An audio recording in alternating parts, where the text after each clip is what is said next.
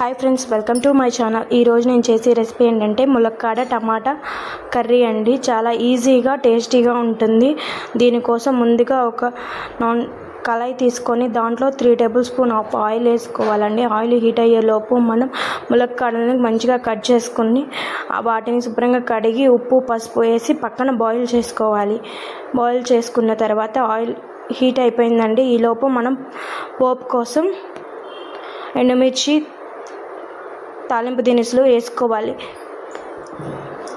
ఇవి కూడా లైట్గా ఫ్రై అయిన తర్వాత పోపు దినుసుల కోసం పచ్చిశనగపప్పు, మినప్పప్పు, ఆవాలు, కొంచెం జీలకర్ర వేసుకొని ఇవి కూడా లైట్గా ఫ్రై అవ్వాలన్నమాట.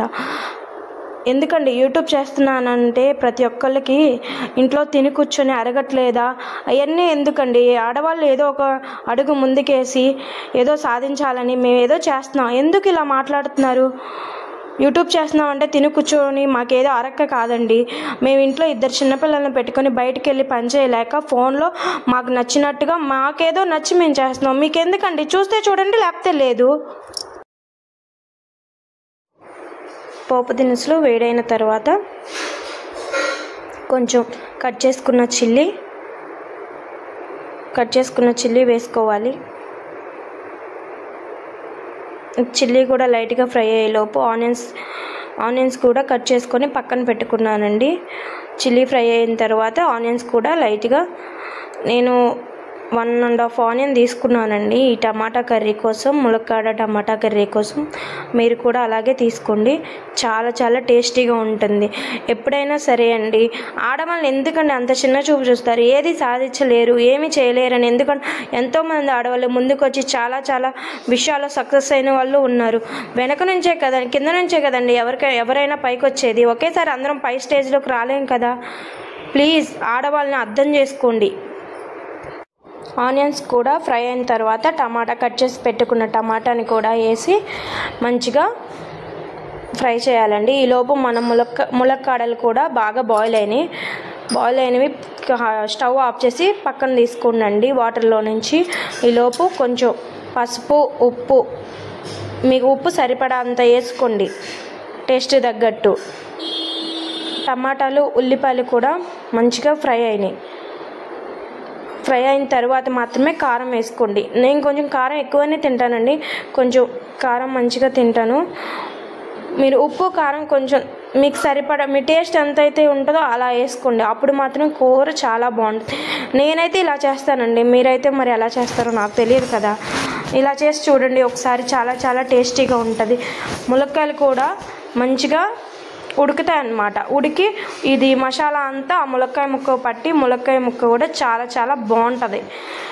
ఇప్పుడు బాయిల్ అయిన ములక్కాడలను కూడా తీసుకొని మన కర్రీలో వేసుకోవడమేనండి.